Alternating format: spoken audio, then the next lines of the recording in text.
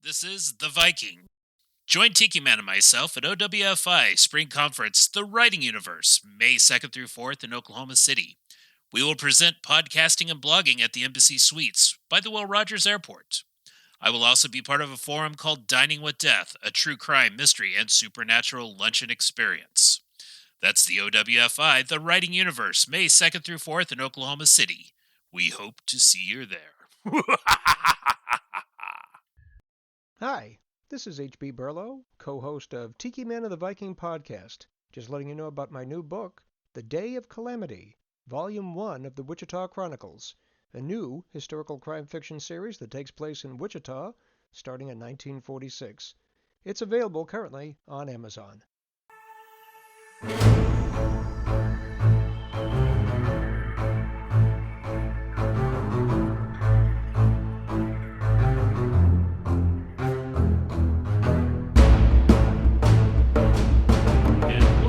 Tiki Man and the Viking podcast, and he is Tiki Man.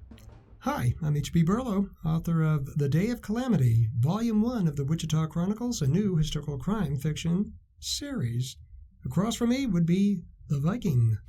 And I am William Bryan Johnson, author of Hell to Pay and The Dark Cry of Aristed. Hey, this podcast, we're going to talk about books that we like. Books that we like, that have personal meaning, that have influenced us. Because you can't be a writer without having read something. What was there any particular book or series that got you on the path of fantasy? You know, I started a lot with Dragonlance. It came out in the 80s. I had friends that we played D&D with that pushed it on me.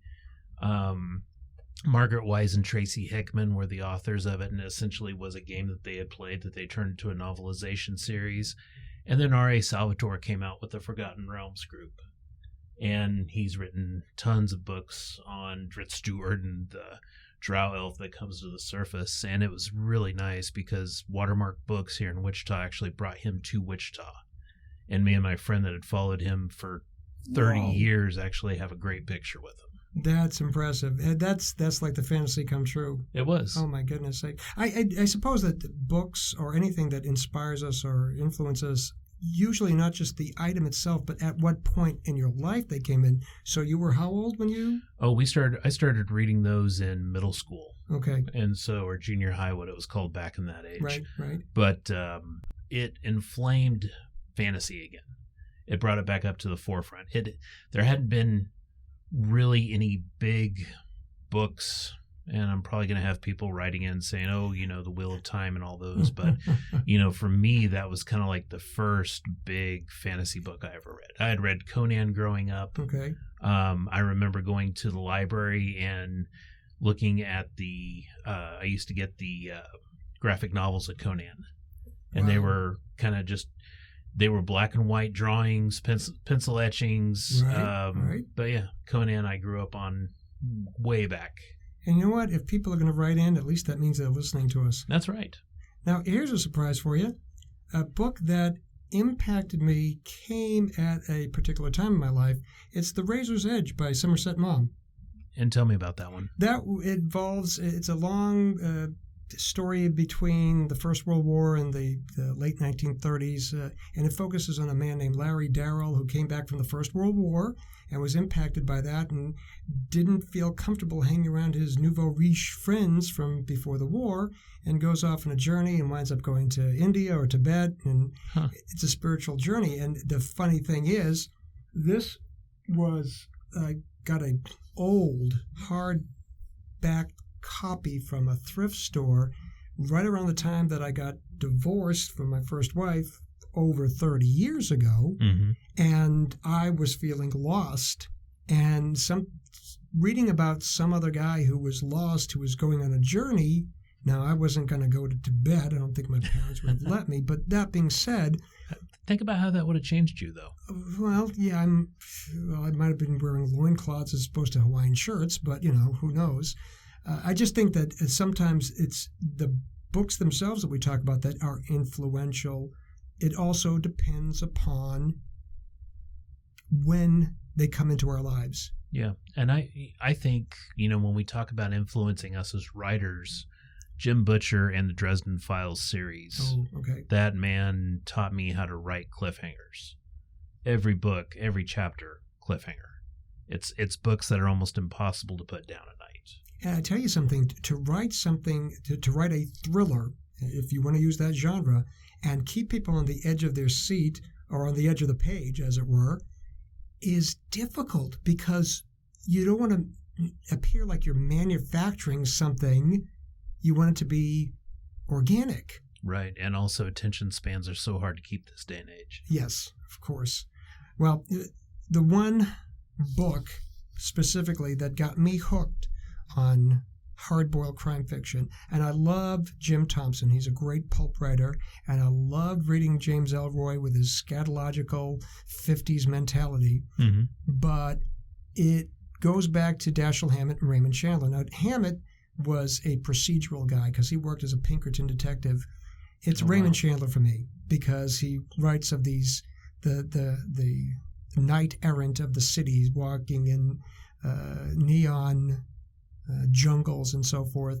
The Big Sleep, and not just because Humphrey Bogart was in the movie. When you read The Big Sleep, it's filled with character, and Philip Marlowe has attitude. He's not just this ambivalent private detective taking a case and going through the steps. He has attitude about everybody that he encounters. And I just think that gave me the first step toward finding my voice. When did Raymond Chandler write? His first book was 1933. He was 50 years old when The Big Sleep came out. He passed away in, I think, 1957 or 59. He really only wrote 5 or 6 novels, lots of short stories for the pulps before he sold The Big Sleep. But he is definitely a man of his time period. I don't think you'd find that kind of writing today. I think it has too many literary flourishes to be truly hard-boiled, but it's still a hell of a ride. And that was kind of one of my questions was, with the book being written back then versus what we see now, what do you see as the differences? I think there's more of a propensity toward violence. I think that there's a need to, we only have to segue into the 50s and early 60s to find Mickey Spillane writing Mike Hammer, and Mike Hammer would just as easily beat somebody to a pulp and question them, and it goes forward from that standpoint. Now, we do have certain 50s themed detective or mystery books. Motherless Brooklyn by Jonathan Latham features a main character that's got Tourette's syndrome. Oh, that's interesting. And it was made into a movie with Edward Norton. So, I mean, there is still a lot of... There's not hard-boiled crime fiction. You've got Michael Connelly writing the Bosch books. You've got, all of those contemporary writers, but there's nobody that's writing historical crime fiction as much or as regularly. Right. And that's one of the reasons why you write what you write. Well, because I know I couldn't compete with the technological aspects. I don't want to talk about using the computer to locate somebody. I don't want to get into the aspects of the guns that are used today and gun maintenance. There's too much there. I like to make sure that I'm more character-driven in terms of what we're talking about. The story should bring us in, but it should be character-driven. And again, the 2 books that I referenced are interesting stories, but the main characters fascinate me. So that's what I like to read. I might bring up a couple more books. Joe Hill's Heart-Shaped Box, which was kind of his first release. Of course, Joe Hill is Stephen King's son. Ended up getting published without a lot of Stephen King's help, kind of did it under his own pen name. That way people would recognize him. Although if you look at a picture of the guy, he is the spitting image of a young Stephen King. But he got by on his own merits, and that is to be respected completely. And this is one of the few books I ever read and was actually afraid when I was reading it.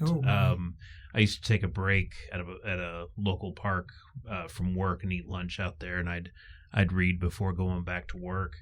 And there was one day that it was the climax of the novel, and I mean, my skin was just itching. It was hairs on the back of my neck were going up, and this guy walked by me talking on a stupid Bluetooth headset, said something, and I jumped out of my skin, and he looked at me like I was a total idiot. But Heart-Shaped Box by Joe Hill is probably one of my favorite books. That's just such a good, scary story. You know something? I'd like to invite any of the listeners out there to share, to comment, what books impressed you, influenced you, inspired you, have any personal meaning to you, because I think there's something out there. There's some book that we can all turn back to, whether it's a book that you read in your childhood, that's a child's book, whether it's something you've read today, recently, old. I want to hear from you guys. And you can do that by contacting us at TikimanViking@gmail.com. That's TikimanViking@gmail.com. Send your questions, your concerns. And your comments. We'll take those too. Share with us. We love sharing with you. Hey, folks, thanks for listening. Take care. Tiki Man and the Viking Podcast, brought to you by Rumination of Thunder Media. The following intro and outro music was used for this media project. The music Find Them by Alexander Nakrata. Free download from filmmusic.io. License Creative Commons Attribution 4.0 International.